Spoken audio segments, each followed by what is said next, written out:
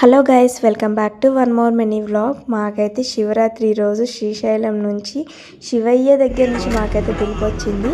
So Shivaratri రోజు మేమైతే afternoon start అయిపోయాం శ్రీశైలంకి. ఏదైనా జరగాలి అని అంటే అది శివయ్య తలుచుకుంటేనే జరుగుతుందండి.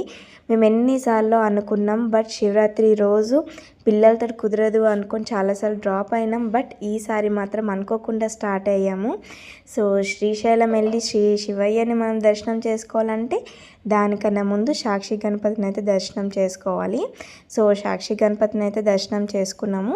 సో శ్రీశైలం వెళ్ళాక మేము ఏమేమి ప్రాబ్లమ్స్ ఫేస్ చేసాము, అలానే అక్కడ ఒక మంచి అద్భుతం జరిగింది. సో అది కూడా నెక్స్ట్ షార్ట్లో నేను షేర్ చేసుకుంటాను.